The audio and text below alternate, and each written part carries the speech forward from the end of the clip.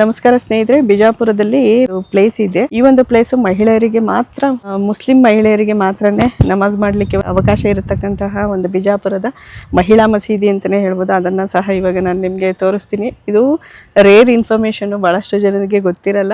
Inside ಎಲ್ಲ ಮಸೀದಿ ಒಳಗೆ ನಾನು ಅಷ್ಟು ಶೂಟ್ ಮಾಡಲಿಲ್ಲ, ಹೊರಗಿಂದಲೇ ನಿಮ್ಗೆ ಎಲ್ಲವನ್ನ ತೋರಿಸುವಂತ ಪ್ರಯತ್ನ ಮಾಡ್ತೀನಿ. ಬನ್ನಿ. ಬಿಜಾಪುರದ ಸ್ಮಾರಕಗಳ ಬಗ್ಗೆ ತಿಳ್ಕೊಂತಿದೀವಿ. ಸಾಮಾನ್ಯವಾಗಿ ಗೊತ್ತಿತ್ತು ಜುಮ್ಮಾ ಮಸೀದಿ ಅಂತ ಇದೆ ಬಿಜಾಪುರದಲ್ಲಿ. ಅಲ್ಲಿ ಜೆಂಟ್ಸ್ ಎಲ್ಲ ನಮಾಜ್ ಮಾಡೋದಕ್ಕೆ ಅವಕಾಶ ಇದೆ ಅಂದ್ಬಿಟ್ಟು ಗೊತ್ತಿತ್ತು. ಬಟ್ ಆಗಿನ ಕಾಲದಲ್ಲಿಯೇ ಏನು ಮುಸ್ಲಿಂ ಮಹಿಳೆಯರಿಗೂ ಸಹ ಪ್ರತ್ಯೇಕವಾಗಿ ನಮಾಜ್ ಮಾಡ್ಲಿಕ್ಕೆ ಒಂದು ಅವಕಾಶ ಇತ್ತು ಅನ್ನೋದನ್ನ ನಾನು ಈ ಸಲ ಹೋದಂತ ಟೈಮ್ ಅಲ್ಲಿ ತಿಳಿದುಕೊಂಡೆ. ನನಗೆ ಮುಂಚೆ ಎಲ್ಲ ಗೊತ್ತಿದ್ದು ಲೇಡೀಸ್ ಎಲ್ಲ ಮನೇಲಿ ನಮಾಜ್ ಮಾಡ್ಕೊಂತಾರೆ ಅಂತ ಅನ್ಕೊಂಡಿದ್ದೆ. ಬಟ್ ಈ ಸಲ ವಿಸಿಟ್ ಮಾಡಿದಂತ ಟೈಮ್ ಅಲ್ಲಿ ಮಕ್ಕಾ ಮಸೀದಿ ಎನ್ನುವಂತಹ ಒಂದು ಮಸೀದಿ ಕೂಡ ಬಿಜಾಪುರ ನಗರದ ಮಧ್ಯಭಾಗದಲ್ಲಿ ಇದೆ.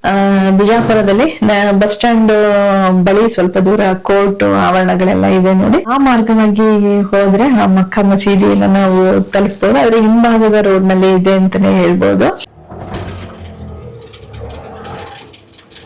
ದಾರಿ ಆಯ್ತಾ?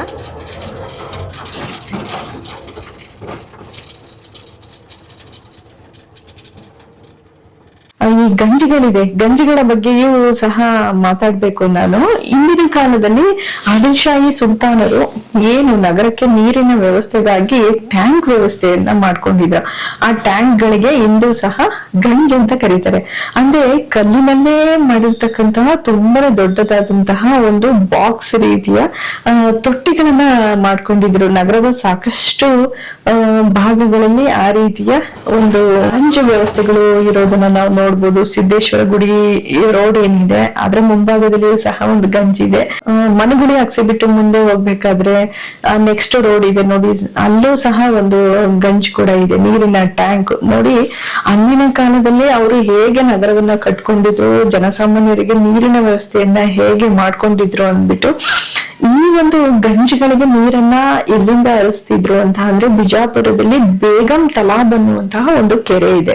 ಸೊ ಅಲ್ಲಿಂದ ಪೈಪ್ ಗಳನ್ನ ಅಳವಡಿಸ್ಕೊಂಡು ಸುಮಾರು 8-9 ಕಿಲೋಮೀಟರ್ ದೂರದಿಂದ ಪೈಪ್ ಗಳನ್ನ ಭೂ ಮಾರ್ಗದಲ್ಲೇ ತಗೊಂಡ್ಬಂದು ಈ ನೀರಿನ ವ್ಯವಸ್ಥೆಯನ್ನ ಆಗಿನ ಕಾಲದಲ್ಲಿ ಮಾಡ್ಕೊಂಡಿದ್ರು ಅನ್ನುವಂಥದ್ದು. ಮತ್ತೆ ಈ ಬಾವಡಿಗಳು, ತಾಜ್ ಬಾವಡಿ ಅಂದ್ಬಿಟ್ಟು ಆ ಜೋಡ್ ಗುಮ್ಮಟ್ ಇದೆಯಲ್ಲ ಬಸ್ ಸ್ಟ್ಯಾಂಡ್ ಹಿಂದೆ ರೋಡ್ ಅಲ್ಲಿ ಸ್ವಲ್ಪ ಮುಂದೆ ಹೋದಂತ ಸಂದರ್ಭದಲ್ಲಿ ಕಲ್ಯಾಣಿ ತರದ ಒಂದು ಬಾವಿ ಸಹ ಸಿಗುತ್ತೆ. ರಿನೋವೇಷನ್ ನಡೀತಾ ಇದೆ, ವರ್ಕ್ ನಡೀತಾ ಇದೆ. ಮುಂದಿನ ದಿನಗಳಲ್ಲಿ ಅದು ಪ್ರವಾಸಿಗರಿಗೆ ನೋಡೋದಕ್ಕೆ ಸಿಗುತ್ತೆ ನೋಡಿ. ಇದೇನೆ ತಾಜ್ ಬಾವಡಿ, ಇದನ್ನು ಸಹ ನವೀಕರಿಸ್ತಾ ಇದ್ದಾರೆ. ಒಳ್ಳೆಯ ಕೆಲಸಗಳು ಬಿಜಾಪುರದಲ್ಲಿ ಆಗ್ತಿದೆ ಅಂತಾನೆ ಹೇಳ್ಬೋದು. ಹಾಗೆ ನಾನು ಈ ಸಲ ಹೋದಂತ ಟೈಮಲ್ಲಿ ಮತ್ತೊಂದು ಬಿಜಾಪುರದಲ್ಲಿ ಗಮನಿಸಿದ್ದು, ಬಿಜಾಪುರದ ರಸ್ತೆಗಳು ಸಾಕಷ್ಟು ಸುಧಾರಣೆ ಆಗಿದೆ. ಆ ರೀತಿ ಸುಧಾರಣೆ ಆಗಿರೋದನ್ನ ನೋಡಿ ತುಂಬಾನೇ ಖುಷಿ ಆಯ್ತು. ಬರೀ ಬಿಜಾಪುರದ ನಗರದ ಮಧ್ಯಭಾಗದಲ್ಲೇ ಅಲ್ಲ, ಬಿಜಾಪುರದ ಜಿಲ್ಲೆಯಲ್ಲೇ ಮತ್ತೆ ಹುಬ್ಳಿ ಟು ಬಿಜಾಪುರ ಸಂಪರ್ಕಿಸುವಂತಹ ಮಾರ್ಗ ಏನಿದೆ ಅದನ್ನು ಸಹ ತುಂಬಾನೇ ಚೆನ್ನಾಗಿ ಹೈವೇಯನ್ನ ಮಾಡಿದ್ದಾರೆ ಅಂತಾನೆ ಹೇಳ್ಬೋದು. ರಸ್ತೆ ಮಾರ್ಗ ಉತ್ತಮವಾಗಿದೆ ಆಯ್ತಾ, ಪ್ರವಾಸಿಗರಿಗೆ ರಸ್ತೆ ಮಾರ್ಗ ಉತ್ತಮವಾಗಿದೆ ನೋಡಿ. ಆಗಿನ ಕಾಲದಲ್ಲೇ ಈ ನೀರಿನ ವ್ಯವಸ್ಥೆಗಾಗಿ ಈ ಬಾವಿಗಳು, ಗಂಜ್ಗಳು ಇವುಗಳನ್ನೆಲ್ಲವನ್ನ ಮಾಡಿಕೊಂಡು ಅವರು ನೀರಿನ ಒಂದು ಸೌಲಭ್ಯವನ್ನ ಜನಸಾಮಾನ್ಯರಿಗೆ ಆದಿಲ್ಶಾಹಿ ಸುಲ್ತಾನರ ಕಾಲದಲ್ಲಿ ನೀಡಲಾಗ್ತಿತ್ತು. ಇಂದಿಗೂ ಸಹ ಸಾಕಷ್ಟು ಗಂಜುಗಳು ಅವುಗಳ ಚಾಲ್ತಿಯಲ್ಲಿ ಇಲ್ಲ ಅನ್ಸುತ್ತೆ. ನೋಡಿದ್ರೆ ನಾನು 2 ನೋಡಿದೀನಿ ಅಷ್ಟೇ, ಇನ್ನೂ ಸಾಕಷ್ಟು ಕಡೆಗಳಲ್ಲಿ ಇರ್ಬೋದು ಆ ರೀತಿಯ ನೀರಿನ ಟ್ಯಾಂಕ್, ಗಂಜ್ ಅಂತ ಏನ್ ಕರಿತೀವಿ ಅದು. ಈ ತರದ್ದು ಸಣ್ಣ ಪುಟ್ಟ ವಿಷಯಗಳು ಬಿಜಾಪುರದಲ್ಲಿ ಅರ್ಥೈಸ್ಕೊಂಡು ನೋಡೋದಕ್ಕೆ ಸಾಕಷ್ಟು ಇದೆ. ನಾನು ಇದಕ್ಕಿಂತ ಮುಂಚೆ ಮಹಿಳೆಯರಿಗೇನೆ ನಮಾಜ್ ಮಾಡ್ಲಿಕ್ಕೆ ಪ್ರತ್ಯೇಕವಾಗಿ ಒಂದು ಮಕ್ಕಾ ಮಸೀದಿ ಅನ್ನುವಂತಹ ಒಂದು ಸ್ಮಾರಕವನ್ನ, ಮಸೀದಿಯನ್ನ ಆಗಿನ ಕಾಲದಲ್ಲಿ ಆದಿಲ್ಶಾಹಿ ಸುಲ್ತಾನರ ಕಾಲದಲ್ಲಿ ಇತ್ತು. ಸುಲ್ತಾನರ ಒಂದು ಪತ್ನಿಯ ವರ್ಗ, ಅರಸಿಯರು ಅವರಿಗೆ ಸಂಬಂಧಪಟ್ಟಂತೆ ಇದ್ದಿರ್ಬೋದು ಅಥವಾ ಸ್ಥಳೀಯವಾದ ಮಹಿಳೆಯರಿಗೂ ಸಹ ಇದ್ದಿರ್ಬೋದು ಅಂತ ಅನ್ಸುತ್ತೆ.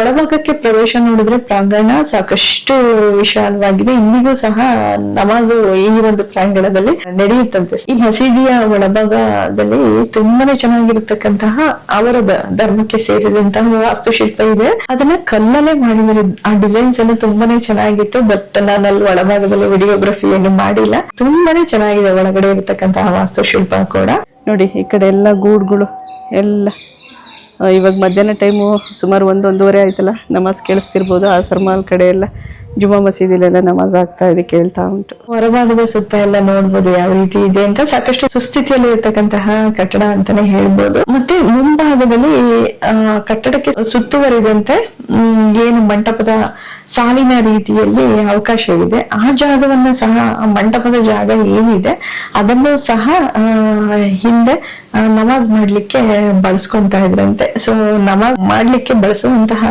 ಏನು ಪ್ರದೇಶ ಇದೆ ಅಲ್ಲೆಲ್ಲ ಸ್ಲಿಪ್ಪರ್ಸ್ ಅನ್ನ ಹಾಕೊಂಡು ಓಡಾಡ್ಬೇಡಿ ಅಂದ್ಬಿಟ್ಟು ಅಲ್ಲಿ ಸ್ಥಳೀಯವಾಗಿ ಇದ್ದಂತವ್ರು ನಮ್ಗೆ ಇನ್ಸ್ಟ್ರಕ್ಷನ್ಸ್ ಅನ್ನ ಕೊಟ್ರು. ಆ ಮೇಲ್ಭಾಗದಲ್ಲಿ 2 ಸೈಡ್ ಅಲ್ಲಿ ಮುಂಭಾಗದಲ್ಲಿ ಮಿನಾರ್ಗಳನ್ನ ನೋಡ್ತೀವಿ. ಅದನ್ನ ಹತ್ತಿ ಹೋಗ್ಲಿಕ್ಕೂ ಸಹ ಮೆಟ್ಟಿಲ ವ್ಯವಸ್ಥೆ ಇದೆ. ಬಟ್ ನಮ್ಗೆ ಅಲ್ಲಿ ಹತ್ತಿ ಹೋಗ್ಲಿಲ್ಲ. ಅಲ್ಲೆಲ್ಲ ಸ್ವಲ್ಪ ಮಂಟಪದ ರೀತಿಯಲ್ಲಿ ಏನಿದೆ ಮುಂಭಾಗದ ಒಂದು ಸ್ಥಳ ಅಲ್ಲಿ ಸಾಕಷ್ಟು ಹಾಳಾಗಿರೋದ್ರಿಂದ ಅದು ಕೆಲ ಸ್ವಲ್ಪ ಸಪೋರ್ಟ್ ಎಲ್ಲ ಮಾಡಿ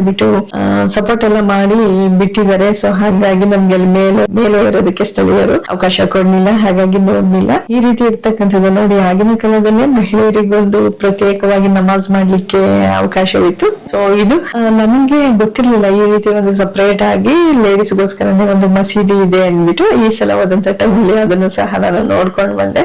ಸಾಕಷ್ಟು ಒಂದು 3 ಮಾನ್ಯುಮೆಂಟ್ ನಾನು ನೋಡಿಲ್ಲದೆ ಇರೋದನ್ನ ಈ ಸಲ ನೋಡ್ಕೊಂಡ್ ಬಂದೆ ಅಂತಾನೆ ಹೇಳ್ಬೋದು. ಯಾವ ರಾಜನ ಕಾಲದಲ್ಲಿ ಈ ರೀತಿ ಈ ಮಸೀದಿ ಆಗಿದ್ದಿರ್ಬೋದು ಅಂತ ಹೆಚ್ಚಿನ ಒಂದು ಮಾಹಿತಿ ಸಿಕ್ಕರೆ ನಿಮ್ಗೆ ತಿಳಿಸ್ತೀನಿ ಸ್ನೇಹಿತರೆ. ಇನ್ನೂ ಒಂದೇನೋ ಕಟ್ಟಡ ಇದೆ, ಏನು ಅಂತ ಗೊತ್ತಿಲ್ಲ, ಅಷ್ಟು ಆಗಿನ ಕಾಲದ ಒಂದು ಕಟ್ಟಡ ಇದೆ.